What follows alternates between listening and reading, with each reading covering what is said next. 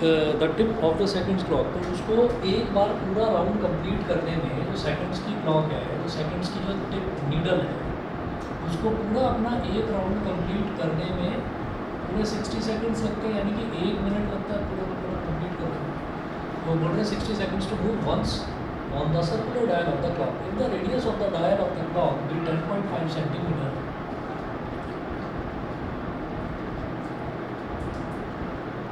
Radius पे लिखा है 10.5 centimetre, then calculate the speed of the tip of the seconds hand. ठीक है, तो उसका रेडियस इतना दे रखा है, तो हम ये कहेंगे कि यहाँ से लेकर और यहाँ तक वाला distance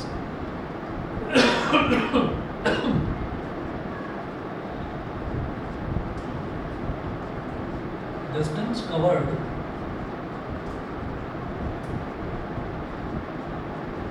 in one complete distance covered in one complete round of the dial is equal to 2 pi r। तो 2 into 22/7 और r कितना 10.5। तो पॉइंट गया तो नीचे 10 आ गया, 2 5 10 और 5 2 10 5 बचा है 21 7 3 20 66 22 into 3 66 सेंटीमीटर ये हो गया। ठीक है, तो डिस्टेंस उसने कितना कवर करा 66 सेंटीमीटर। अच्छा जी, अब इसके बाद वो क्या बोल रहे हैं कि उसको टाइम कितना लग रहा है, उसको टाइम लग रहा है पूरा एक राउंड कंप्लीट करने में डिस्टेंस कितना ट्रैवल करा उसने 66 सेंटीमीटर। पूरा एक राउंड कंप्लीट करने में टाइम कितना लग रहा है उसको 60 सेकंड्स। ठीक है, तो speed is equal to distance upon time.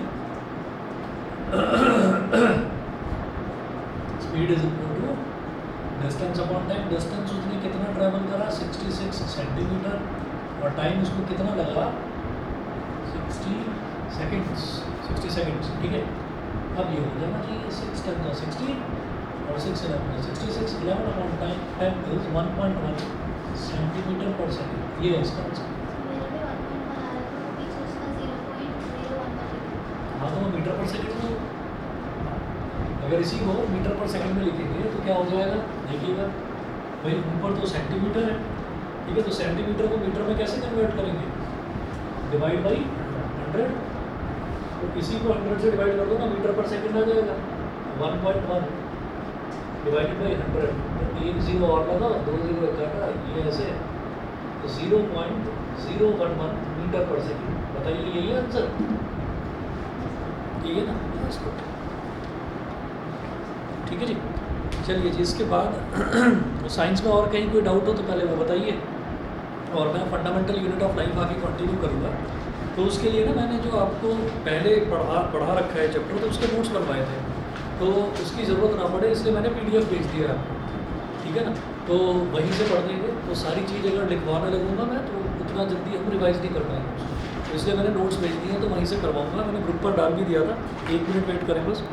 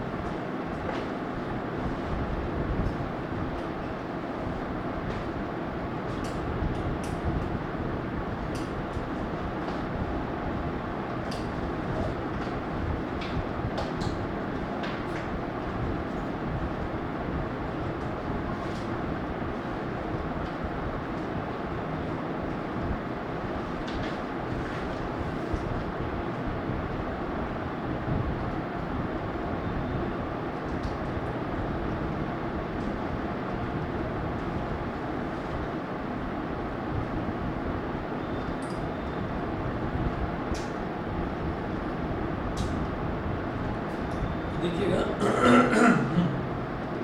इसको जो है ये मैंने आपको शुरुआत में करवाया था, तो उसमें सारा कुछ मैंने लिखवाई दिया था, वही सारा जो है वो मैंने यहाँ पर कंपाइल करके और इस पर भेज दिया है आपको। पीडीएफ तो 6 पेजेस का है सर, ठीक है ना। आपने जो लिखा होगा तो 11 पेजेस होंगे, एक्चुअली टाइप करा है तो इस वजह से ये कम पेजेस का है। तो इसमें देखिए लास्ट क्लास में हमने क्या करा था, प्लाज्मा मेम्ब्रेन और सेल मेम्ब्रेन ये कर लिया था, सेल वॉल कर लिया था। इसमें टोटल 6 पेजेस हैं। अभी नेक्स्ट जो है, नेक्स्ट हमको करना है इसमें न्यूक्लियस। नेक्स्ट करना है न्यूक्लियस। तो न्यूक्लियस में देखिएगा क्या है,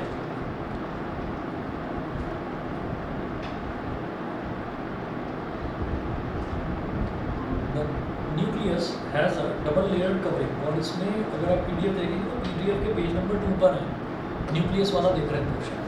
तो न्यूक्लियस में देखिए, the nucleus has a double layered covering called nuclear membrane, ठीक है। तो इसमें आप ज़्यादा से ज़्यादा इतना कर सकते हैं, ये तो ऐसे कर लीजिए, ठीक है। इसमें कोई भी चीज़ छोड़ने वाली नहीं है, जो नोट्स में पार्ट बना कर दे रखा है, तो कोई भी चीज़ इसमें छोड़ने वाली नहीं है। तो आप चाहें तो लर्न करने के बाद फिर प्रैक्टिस के लिए उसको लिख कर देख सकते हैं, ठीक है ना। तो अभी के लिए ऐसे ही कर लीजिए। तो पहला पॉइंट है न्यूक्लियस में, तो nucleus has a double layered covering called nuclear membrane. तो जो न्यूक्लियस होता है, न्यूक्लियस की भी एक डबल लेयर की कवरिंग होती है न्यूक्लियर मेम्ब्रेन। जैसे सेल होता है ना, सेल के बाहर जो एक्सटीरियर कवरिंग होती है उसको सेल मेम्ब्रेन बोलते हैं, ऐसे न्यूक्लियस के बाहर जो कवरिंग होती है उसको न्यूक्लियर मेम्ब्रेन बोलते हैं। फर्स्ट पॉइंट तो न्यूक्लियस का ये है। उसके बाद सेकंड पॉइंट देखिएगा,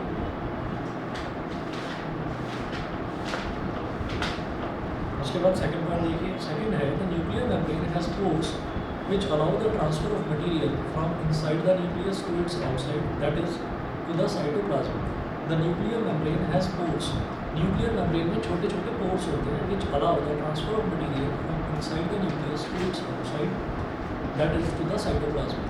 तो ऐसा होता है कि जैसे जब हम बात करते हैं ना सेल की, तो सेल में सेल का जो अगर डायग्राम की बात करें तो जैसे मान लीजिए ये सेल का डायग्राम, तो इसमें सेल के बीचों बीच यहाँ पर न्यूक्लियस होता है, और इसके बाहर जितना भी पोर्शन है न्यूक्लियस के अलावा जितना भी पोर्शन बचता है सेल का, उस पूरे पोर्शन को कहा जाता है cytoplasm.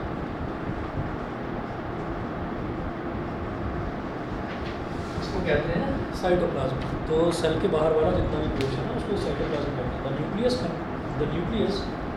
Nuclear membrane has pores which allow the transfer of material from inside the nucleus to its outside, that is to the cytoplasm. तो न्यूक्लियर मेम्ब्रेन में छोटे छोटे पोर्स होते हैं, तो उन पोर्स की वजह से क्या होता है कि न्यूक्लियस के अंदर का जो मटेरियल है वो धीरे धीरे ट्रांसफर होकर साइटोप्लाज्म तक पहुंच जाता है, ठीक है। नेक्स्ट पॉइंट देखिए, the nucleus contains chromosomes which are visible as rod shaped structures only when the cell is about to divide. Chromosomes contain information for inheritance of characters from parent to next generation in the form of DNA. DNA होता है डीऑक्सीरिबोन्यूक्लिक acid molecules. तो जब कभी cell divide होने वाला होता है ना, तो उस दौरान उनको क्रोमोसोम्स नज़र आते हैं। क्रोमोसोम्स ऐसे दिखाई देते हैं जैसे लॉन्ग रॉड शेप्ड स्ट्रक्चर, तो उनका जैसे लंबी लंबी रॉड्स होती हैं, तो रॉड्स के जैसा स्ट्रक्चर उनका दिखाई देता है क्रोमोसोम्स। अच्छा, क्रोमोसोम्स के अंदर जो है ना इनहेरिटेंस वाली इन्फॉर्मेशन होती है। इनहेरिटेंस मतलब कुछ ऐसी चीज़ें जो हमने इनहेरिट करी है अपने पेरेंट्स से, ग्रैंड पेरेंट्स से या ग्रेट ग्रैंड पेरेंट्स से, जो हमने इनहेरिट करी है, मतलब उनकी कुछ आदतें जो हमारे अंदर भी आ गई, ठीक है। तो वो जो चीज़ें हैं वो कहाँ से आई, कैसे हुई, तो वो हमने ये कहा कि वो जनरेशन बाई जनरेशन वो ट्रांसफ़र हो रही है, वो ट्रांसफ़र हो रही है। ग्रैंड पेरेंट्स से पेरेंट्स में आई, पेरेंट्स से वो चीज़ें हमारे अंदर आ गई, हमारी वाली वो चीज़ें जो है वो हमारे बच्चों के अंदर शिफ्ट हो जाएंगी। तो ये जो चीज़ें हैं ये किस वजह से आती हैं, तो हम ये कहते हैं कि केमिकल होता है क्रोमोसोम, वो केमिकल जो है वो केमिकल जो है वही इन इंफॉर्मेशन को अपने अंदर स्टोर करके रखता है, ठीक है। और इसके भी कुछ पेयर्स होते हैं, 26 पेयर्स होते हैं। तो अगर ये कहा जाता है कि कोई एक ऑफस्प्रिंग मतलब कोई छोटा बच्चा है, उसके मदर और फादर है, कहते हैं कि ये बिल्कुल मम्मी जैसा है ना, कोई कह देता है नहीं बिल्कुल पापा जैसा, तो उनको नहीं पता उसके बॉडी के अंदर क्या क्या चीज़ें हैं, ठीक है। उसके बॉडी के अंदर जो जीन्स है वो डोमिनेंस वाला जीन जो है वो कौन सा है और रिसेसिव जीन कौन सा है, इसको डिटेल में आप 10th क्लास में करेंगे क्या हेरिडिटी वाले चैप्टर में। तो लेकिन इतना जरूर है कि 26 पेयर क्रोमोसोम्स के होते हैं, तो कोई भी एग्जैक्टली अपनी मदर जैसा नहीं हो सकता, कोई भी एग्जैक्टली अपने फादर जैसा नहीं हो सकता, 26 पेयर होते हैं क्रोमोसोम्स के, इसका मतलब 13 पेयर, जो 26 पेयर्स हैं इसका मतलब ये है कि 26 जो क्रोमोसोम है वो मदर से आए हैं और 26 पेयर जो है वो फादर से आए हैं। तो हम जो बने हुए हैं, हम 50-50 हमारे पास कैरेक्टरिस्टिक्स हैं। कभी भी ऐसा नहीं होता कि पूरी कैरेक्टरिस्टिक्स मदर की आ गई या पूरी कैरेक्टरिस्टिक फादर की आ गई। तो इस वजह से क्या होता है कि आधी कैरेक्टरिस्टिक फादर की आएगी, आधी मदर की आएगी, ठीक है। ऐसा नहीं होता कि किसी एक की ही सारी कैरेक्टरिस्टिक आ गई। तो इसमें 26 पेयर होते हैं और वो क्रोमोसोम्स के होते हैं। अच्छा, अब chromosomes are composed of DNA and protein. DNA molecules contain the information necessary for constructing and organising cells. तो chromosomes are composed of DNA and protein, ठीक है। तो हमारी बॉडी के अंदर जो क्रोमोसोम्स होते हैं वो क्रोमोसोम्स के अंदर डीएनए होता है और डीएनए के अंदर डीएनए होता है और प्रोटीन होता है। तो डीएनए और प्रोटीन से मिलकर क्रोमोसोम्स बनकर तैयार होते हैं। तो DNA molecules contain the information necessary for constructing and organising cells. तो सेल्स को, नए सेल्स को बनाना है ना, उनको ऑर्गेनाइज करना है। तो वो सारी इन्फॉर्मेशन जो है, वो सारी की सारी इन्फॉर्मेशन वो डीएनए के अंदर स्टोर होती है। तो डीएनए के अंदर वो इन्फॉर्मेशन स्टोर होती है। फॉर एग्जांपल हमने ये कहा कि उसको कंस्ट्रक्ट करना है और ऑर्गेनाइज करना है सेल्स को, किस तरीके से? तो वो इस तरीके से ऑर्गेनाइज करना है कि भाई मदर की हाइट बहुत ज़्यादा है, फादर की हाइट भी बहुत ज़्यादा है, ठीक है। तो वो जो डीएनए है वो सेल्स को, जो नए नए सेल्स बनते हैं, देखिए जब भी कभी किसी छोटे बच्चे की बात करते हैं, आप भी छोटे थे, कभी मैं भी छोटा था, तो हम धीरे धीरे करके बड़े हुए हैं, ठीक है। तो बड़े होने पर हुआ क्या है कि हमारा जो हेड है वो भी छोटा सा था, वो हेड भी धीरे धीरे बड़ा हो गया, हाथ भी बड़े हो गए, पैर भी बड़ा हो गया, सोचने की शक्ति बढ़ गई, ठीक है। तो धीरे धीरे हर एक चीज़ जो है वो ग्रो कर रही है।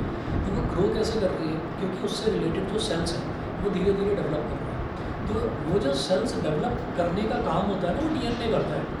डीएनए सेल्स इस तरीके से डेवलप करेगा कि भाई इसकी हाइट ज़्यादा दे दी है, इसकी हाइट ज़्यादा दे दी, तो ज़्यादा हाइट देनी है तो इसका मतलब क्या है? तो उसके सेल्स को उसी तरह से डेवलप करेगा, उसी तरह से ऑर्गेनाइज करेगा, ठीक है। इसकी बॉडी को विड्थ ज़्यादा देनी है, इसकी चौड़ाई बहुत ज़्यादा रखनी है। क्यों? क्योंकि क्रोमोसोम्स में वही इन्फॉर्मेशन स्टोर्ड है। क्रोमोसोम्स यही कह रहे हैं, मदर भी चौड़ी है, फादर भी चौड़े हैं, तो भाई बेबी भी चौड़ा ही होगा, ठीक है। तो क्या है कि उसकी बॉडी को उसी तरीके से ऑर्गेनाइज करने के लिए सेल्स भी उसी तरह से ऑर्गेनाइज करे जाते हैं। सेल्स को जिस जिस तरीके से ऑर्गेनाइज करने का मतलब रखा जाता है एक के ऊपर एक, उसी तरीके से बॉडी का स्ट्रक्चर धीरे धीरे चेंज होता है। हम जब पैदा हुए थे तब हमारी बॉडी में सेल्स बहुत कम थे, धीरे धीरे जब बड़े होने लगे तो सेल्स धीरे धीरे बढ़ने लगे, नंबर ऑफ सेल्स बढ़ने लगे, नंबर ऑफ सेल्स बढ़ गए तो हमारी बॉडी का साइज बढ़ता जा रहा है धीरे धीरे। तो अब आप ये देखिएगा, आगे चलते हैं। तो क्रोमोसोम्स किससे बना होता है? क्रोमोसोम्स बना होता है डीएनए और प्रोटीन से। क्रोमोसोम रॉड की शेप जैसा दिखाई देता है कब? When the cell is about to divide. जब सेल डिवाइड होने वाला होता है तब वो रॉड के जैसा दिखाई देता है। और डीएनए के अंदर जितनी भी इंफॉर्मेशन है, सेल्स को कैसे कंस्ट्रक्ट करना है, सेल्स को कैसे ऑर्गेनाइज करना है, सारी की सारी डीएनए के अंदर स्टोर है। अच्छा, उसके बाद functional segments of DNA are called genes. DNA के अंदर जो फंक्शनल सेगमेंट्स हैं वो क्या है? वो जीन्स हैं। फॉर एग्जांपल हम कहते हैं ये कंपनी बहुत अच्छी है, ये कंपनी बहुत अच्छी है, इसके प्रोडक्ट्स बहुत अच्छे हैं, ठीक है। तो कंपनी बहुत अच्छे से मैन्युफैक्चरिंग कर रही है, इसका मतलब क्या है कि कंपनी कर रही है। कंपनी क्या है? Company is a group of people.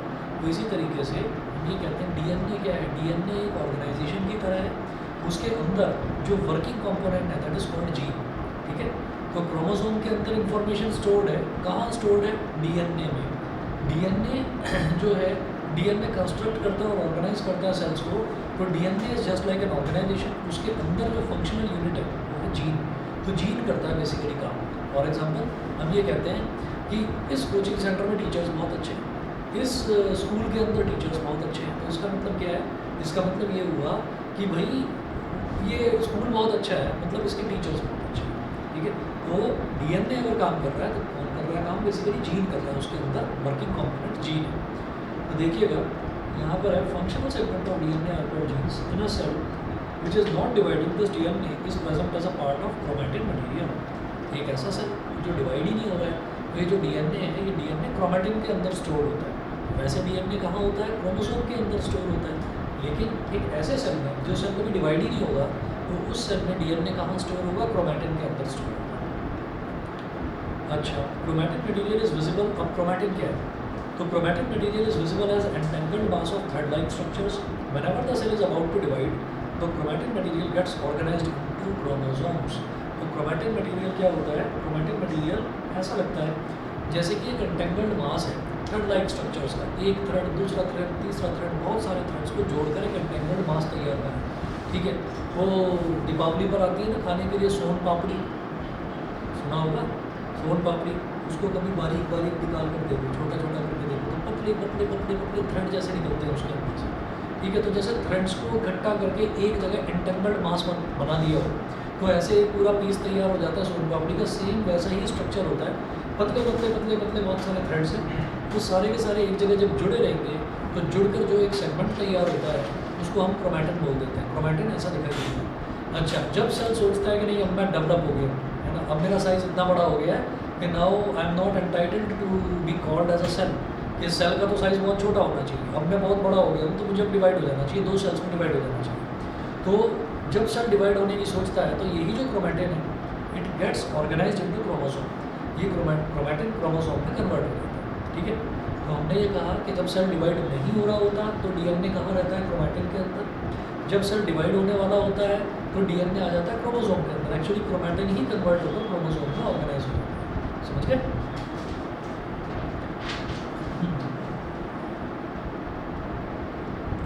The nucleus, next point देखिएगा। The nucleus plays a central role in cellular reproduction, the process by which a single cell divides and forms 2 new cells. It also plays a crucial part along with the environment in determining the way the cell will develop and what form it will exhibit at maturity by directing the chemical activities of the cell. तो nucleus का एक central role इस चीज़ में भी होता है कि जब सेल डिवाइड हो जाता है तो होने के बाद वो सेल कैसा दिखाई देगा, किस तरीके की वो एक्टिविटी में इन्वॉल्व होगा, तो ये सारा कुछ जो है ना डिसाइड करने का काम, ये सारा काम न्यूक्लियस ही करता है। न्यूक्लियस ही डिसाइड करता है कि कोई सेल डिवाइड किस तरीके से होगा, डिवाइड होने के बाद किस तरह से फंक्शन करेगा।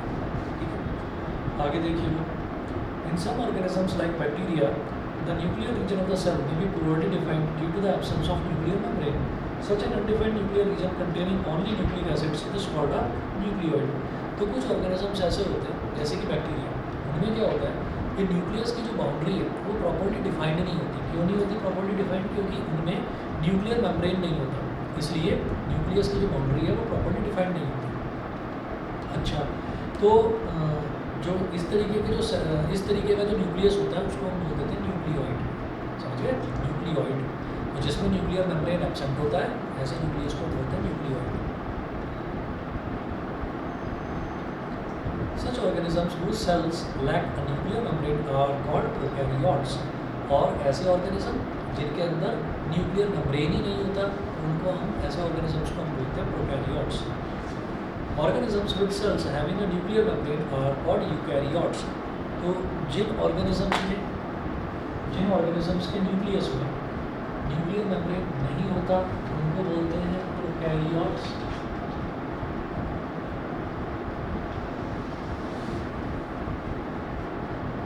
No nuclear membrane.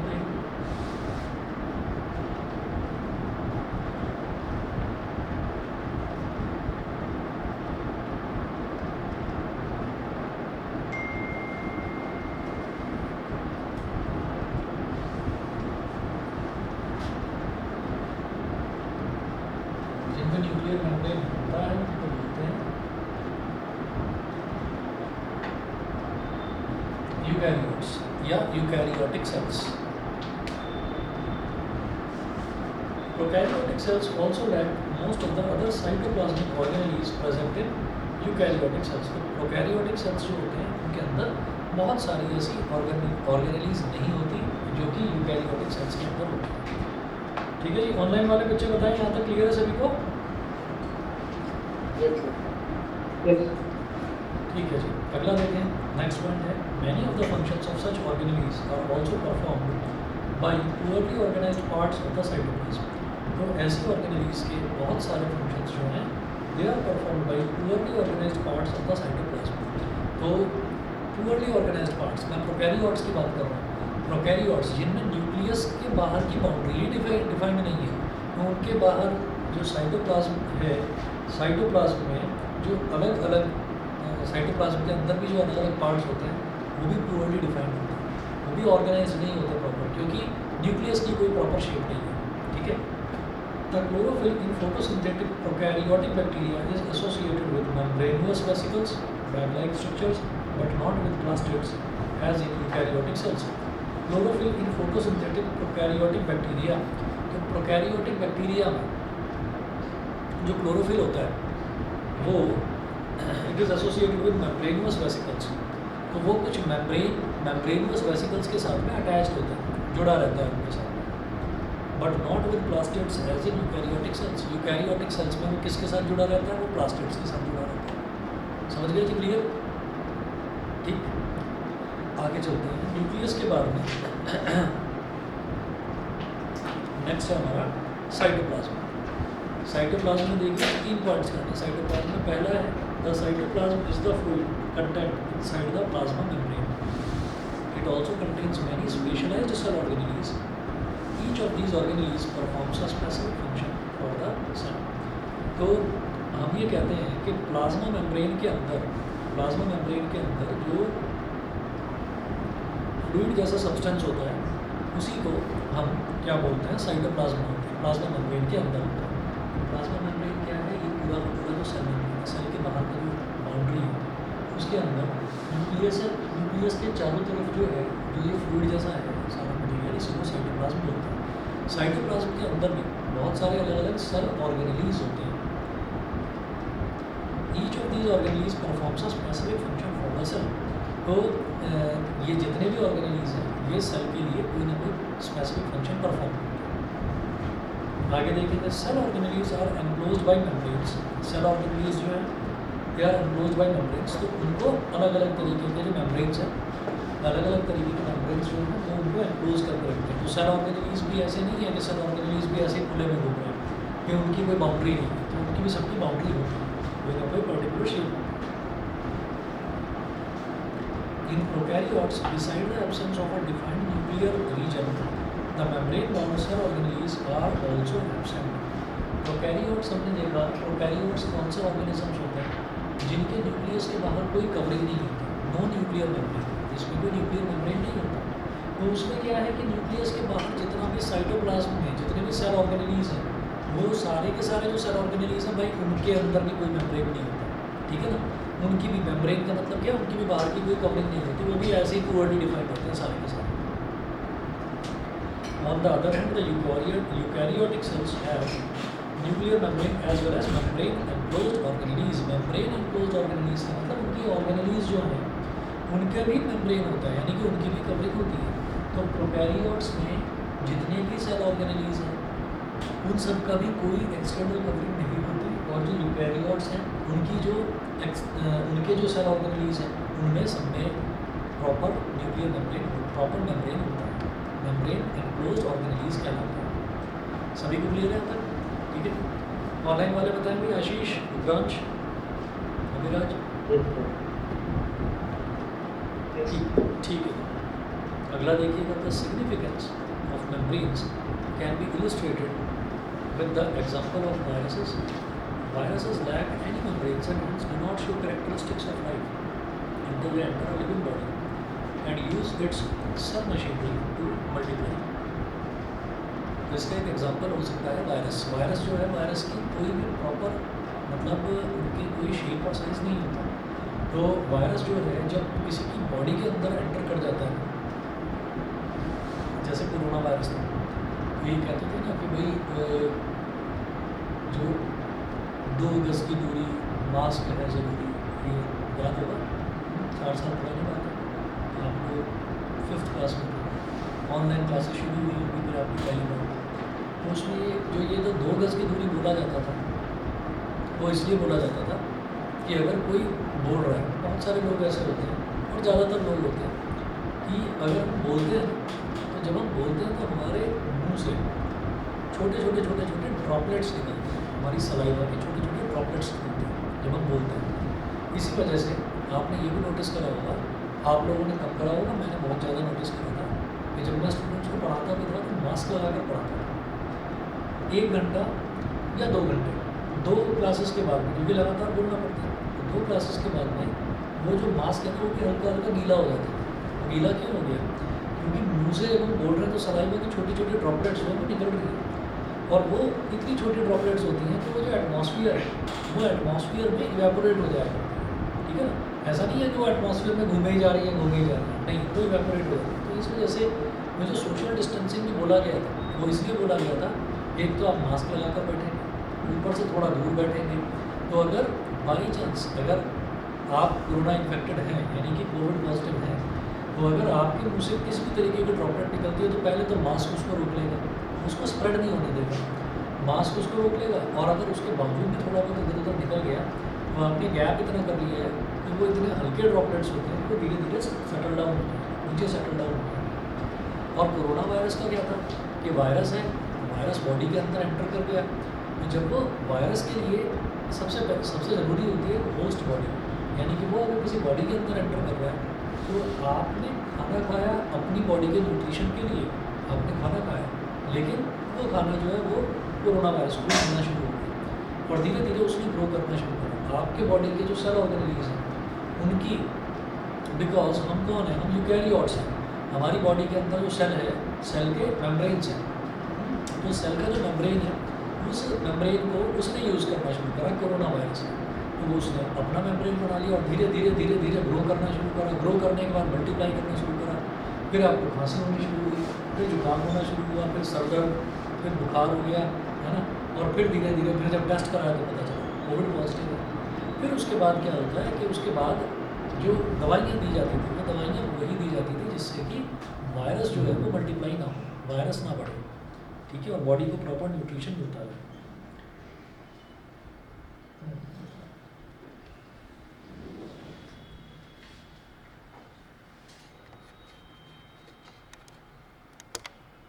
लाइट चली गई इधर।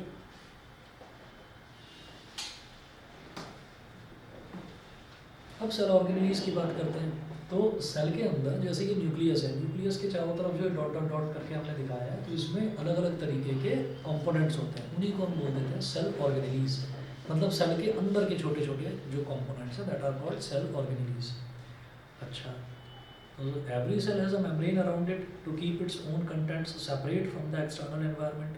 तो हर एक सेल के चारों तरफ एक मेम्ब्रेन होता है जो सेल को बाहर के एक्सटर्नल एनवायरनमेंट से प्रोटेक्ट करके रखता है, ठीक।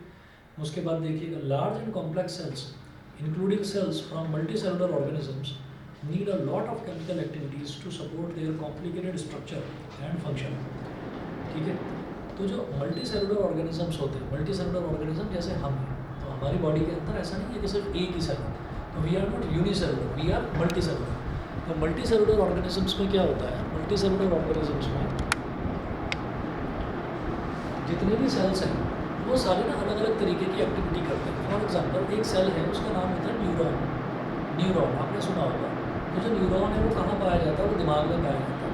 तो न्यूरॉन जो है वो एक सबसे छोटा सेल है हमारे नर्वस सिस्टम में। तो बहुत सारे धीरे धीरे धीरे धीरे जब हमारी एज बढ़ती है तो धीरे धीरे हमारा दिमाग डेवलप करता है, और जब दिमाग डेवलप करता है तो न्यूरॉन्स ग्रो करते हैं। दिमाग कैसे डेवलप करता है, क्योंकि न्यूरॉन्स की संख्या धीरे धीरे बढ़ती जा रही है। इसी तरीके से हम ये कहते हैं कि जब हम छोटे थे तो हमारी किडनी छोटी सी थी, फिर हम धीरे धीरे बड़े हो गए तो किडनी का साइज भी बड़ा हो गया।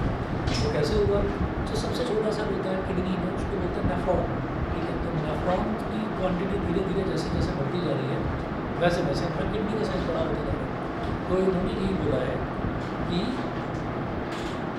large and complex cells, including cells from multicellular organisms, need a lot of chemical activities to support their chemical structure and function. तो सब उनको बहुत सारी केमिकल एक्टिविटीज़ चाहिए जिसकी वजह से वो अपना फंक्शन अलग अलग कर सकें। तो अलग अलग सेल जो है वो अलग अलग तरीके का फंक्शन परफॉर्म करता है। To keep these activities of different kinds separate from each other, these cells use membrane bound little structures or organelles within themselves। तो ताकि एक सेल जो है वो क्या काम कर रहा है, दूसरा सेल उसके काम में इंटरफियर ना करे, ठीक है। अगर कुछ पर्टिकुलर टाइप के सेल्स हैं वो हार्ट की हेल्प कर रहे हैं ब्लड पंप करने में, तो ये नहीं होना चाहिए कि किडनी के सेल्स निकल के आ रहे हैं कि हाँ भाई मैं भी यही काम करूँगा, ठीक है। उधर से लंग्स के नहीं नहीं मैं सांस नहीं लूँगा, मैं भी हार्ट में मदद करूँगा, मुझे यहाँ पर ज़्यादा अच्छा लगेगा, ऐसे नहीं होता। तो अलग अलग टाइप के सेल्स अलग अलग तरीके के काम परफॉर्म करते हैं। तो वो परफॉर्म करा किसकी हेल्प से होता है, सेल ऑर्गेनेल्स की हेल्प से वो चीज़ परफॉर्म होती है। अच्छा, This is one of the features of the eukaryotic cells that distinguish them from prokaryotic cells. Some of these organelles are visible only with an electron microscope. Some important examples of cell organelles which we will discuss now are endoplasmic reticulum, Golgi apparatus, lysosomes, mitochondria and plastids. ठीक है, तो कुछ examples हैं cell organelles के जो हम अभी discuss करेंगे, जैसे कि एंडोप्लाज्मिक रेटिकुलम हो गया, गोल्गी apparatus हो गया, lysosomes, mitochondria and plastids। तो ये सारे अलग अलग तरीके के सेल ऑर्गेनेल्स हैं।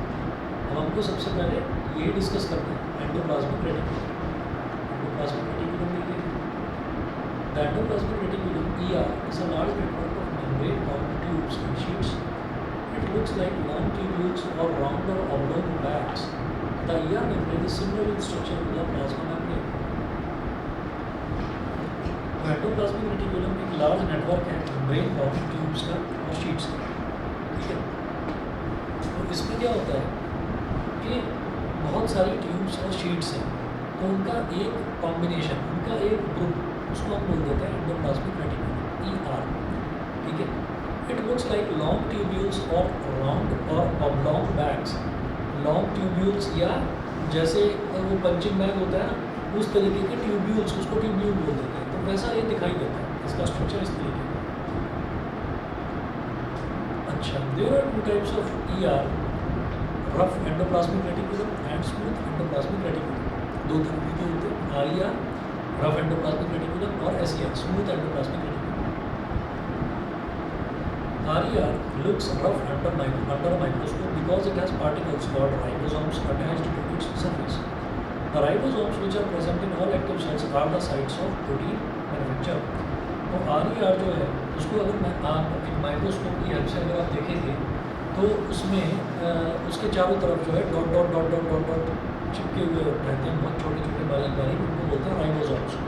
राइबोसोम्स क्या काम करते हैं, वहाँ पर प्रोटीन का मैन्युफैक्चर होता है बॉडी के अंदर। हम ये कहते हैं जैसे मान लीजिए कोई एक चीज़ हमने खाई, मान लीजिए हमने दाल खाई या हमने दूध पिया, ठीक है, कोई भी ऐसी चीज़ खाई जिससे प्रोटीन मिलता है, तो हमने ये कहा कि उसमें प्रोटीन है। तो प्रोटीन का सिंथेसिस कहाँ पर हो रहा है, प्रोटीन उसमें से एक्सट्रैक्ट कहाँ पर हो रहा है, तो ये राइबोसोम्स हैं जो प्रोटीन्स को वहाँ से एक्सट्रैक्ट करते हैं, प्रोटीन्स को निकालते हैं। उसके अंदर तो है प्रोटीन, लेकिन उसको निकाल कौन रहा है, राइबोसोम्स। तो वो कहाँ पर होते हैं, रफ एंडोप्लाज्मिक रेटिकुलम की जो बॉडी है, बाहर से जब उसको देखते हैं तो वो रफ नज़र आती है, क्योंकि उसके चारों तरफ dot dot dot dot dot dot लगे रहते हैं, चिपके हुए रहते हैं राइबोसोम्स, इसलिए वो देखने में रफ होता है, इसीलिए उसको रफ एंडोप्लाज्मिक रेटिकुलम बोलते हैं।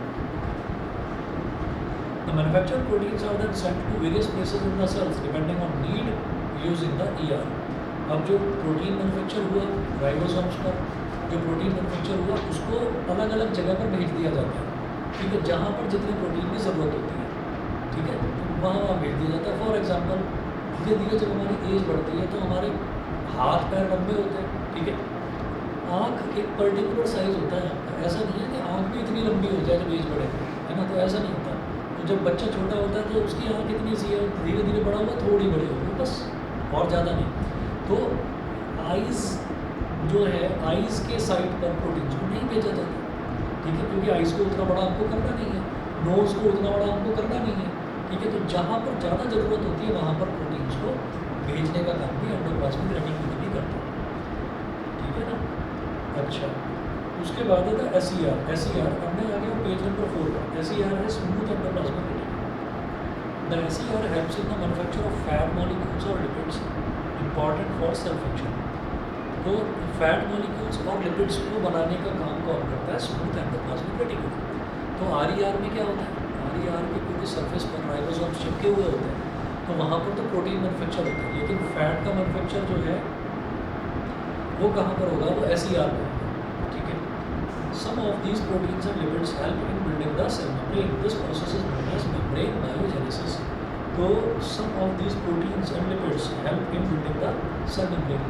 तो कुछ इस तरीके के प्रोटीन्स और लिपिड्स जो हैं ये सेल मेम्ब्रेन बनाने के भी काम आते हैं, और इस प्रोसेस को कहा जाता है मेम्ब्रेन बायोजेनेसिस। मेम्ब्रेन का डेवलपमेंट, मेम्ब्रेन का बनाना, मेम्ब्रेन बायोजेनेसिस। ठीक है भाई, बताइए यहाँ तक क्लियर है? आशीष, Abhiraj, yes sir.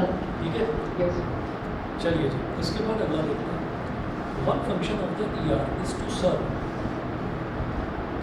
as channels for the transport of materials, especially proteins, between various regions of the cytoplasm or between the cytoplasm and the nucleus.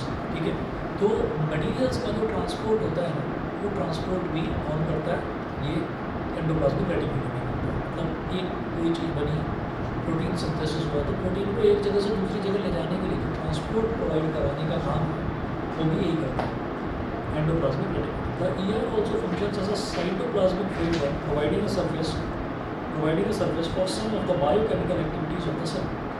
In the liver cells of the group of animals called vertebrates, liver cells में क्या होता है? Of the group of animals called vertebrates, हम भी vertebrates की category में आते हैं, जिनकी भी ये vertebral column होता है, रीढ़ की हड्डी जिसको बोलते हैं, जिनका भी ये vertebral column होता है, वो vertebrates की कैटेगरी में आते हैं। तो the ER also functions in the liver cells of the group of animals called vertebrates. SER plays a crucial role in detoxifying many poisons and drugs.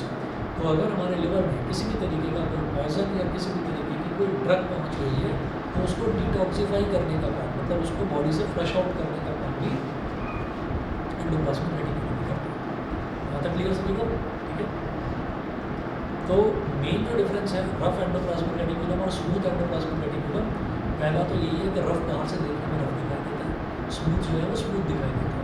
Rough इस वजह से दिखाई देता है क्योंकि उसके सरफेस पर छोटे छोटे डॉट लाइक स्ट्रक्चर्स होते हैं जिनको हम राइबोसोम्स बोलते हैं। और दूसरा जो रफ एंडोप्लाज्मिक रेटिकुलम है उसमें क्या बनता है? प्रोटीन बनता है ना। और जो हमारा स्मूथ एंडोप्लाज्मिक रेटिकुलम है उसमें बनता है फैट्स और लिपिड्स। उसके बाद नेक्स्ट सेल ऑर्गेनेली देखेंगे गोल्गी एपरेटस। गोल्गी एपरेटस में देखिए, Golgi apparatus first described bye Camillo Golgi consists of a system of membrane-bound vesicles arranged approximately parallel to each other in stacks called cisterns. तो Golgi apparatus में क्या होता है कि इसके अंदर मेम्ब्रेन बाउंड वेसिकल्स होते हैं। वेसिकल का मतलब होता है कि छोटे छोटे बैग्स, ऐसे बैग्स जिनका बाहर से कवरिंग होती है, कुछ खुले बैग नहीं है, कवर्ड बैग्स हैं। तो मेम्ब्रेन बाउंड वेसिकल्स का मतलब है छोटे छोटे बैग्स जिनके बाहर एक्सटर्नल कवरिंग नहीं है। वो 1, 2, 3, 4 ऐसे स्टैक्स बनाकर ढेर लगाकर रखा जाता है उसमें, ठीक है। और जब ढेर बनाकर वो बहुत सारे बैग्स रखे रहते हैं तो उन्हीं को वो जो स्टैक्स होते हैं, स्टैक्स मतलब वो जो ढेर होते हैं, उन्हीं को सिस्टर्न बोला जाता है। ये कहाँ पर होता है? गोल्गी एपरेटस में। तो गोल्गी एपरेटस के अंदर बहुत सारे मेम्ब्रेन जैसे मेम्ब्रेन कवर्ड बैग्स होते हैं और वो जो बैग्स हैं वो स्टैक्स में रखे रहते हैं एक के ऊपर एक, और उसी स्टैक को क्या बोला जाता है? उसको बोलते हैं system. These membranes often have connections with the membranes of ER and therefore constitute another portion of a complex cellular membrane system. ये जो membranes हैं, they have connections with the membranes of ER. तो ये जो membranes होते हैं किसके? Golgi apparatus के। इनका एंडोप्लाज्मिक रेटिकुलम के जो membranes हैं उनके साथ भी कनेक्शन जुड़े हुए होते हैं। अगला देखिएगा, the material synthesis near the ER. जो मटेरियल जो ER में सिंथेसाइज हुआ यानी कि जो बना is packaged and dispatched to various targets inside and outside the cell through the Golgi apparatus. Its functions include the storage, modification and packaging of products in vesicles. ठीक है, तो इसका काम क्या होता है कि जो भी चीज़ें बनी एंडोप्लाज्मिक रेटिकुलम, अब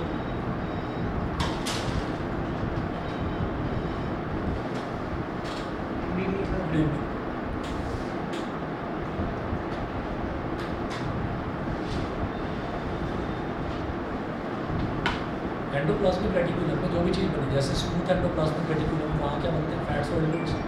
और रफ एंडोप्लाज्मिक रेटिकुलम में उसमें क्या बनते हैं? प्रोटीन्स बनते हैं। उनका स्टोर करने का, पैकेज करने का और ट्रांसपोर्ट करने का, ये सारा काम कौन करता है? ये सारा काम यही करता है गोल्गी एपरेटस। ठीक है, आगे देखें। Again, its functions include the storage, modification and packaging of products in vesicles. In some cases, complex sugars may be made from simple sugars in the Golgi apparatus. The Golgi apparatus is also involved in the formation of lysosomes. तो काफ़ी सारे cases में ऐसा होता है कि जो simple sugar है, सिंपल शुगर से कॉम्प्लेक्स शुगर बनाने का काम भी यही करती है Golgi apparatus। और कुछ केसेस में गोल्गी अपरेटस जो है वो लाइसोसोम्स के फॉर्मेशन में भी इसका बहुत इंपॉर्टेंट रोल होता है, ठीक है। अब लाइसोसोम्स क्या है, ये भी दूसरे तरीके का एक सेल ऑर्गेनेल है। Lysosomes are membrane bound bags filled with digestive enzymes. These enzymes are made by RER, ठीक है। तो लाइसोसोम्स जो हैं ये भी मेम्ब्रेन बाउंड बैग्स, बैग के जैसे ही होते हैं देखने में, ठीक है। और इनके अंदर भरा हुआ होता है डाइजेस्टिव एंजाइम्स, वो एंजाइम्स जो भी चीज़ खाते हैं उसको डाइजेस्ट करते हैं। और ये एंजाइम्स बनाता कौन है, इनको रफ एंडोप्लाज्मिक रेटिकुलम RER बनाता है इसको। Lysosomes are a kind of waste disposal system of the cell. These help to keep the cell clean by digesting any foreign material as well as worn out cell organelles। तो lysosomes क्या करते हैं कि ये cell को तो clean रखते हैं by digesting any foreign material. Foreign material का मतलब क्या है कि सेल के अंदर कोई ऐसा मटेरियल आ गया जिसको जो सेल के अंदर नहीं होना चाहिए, ठीक है।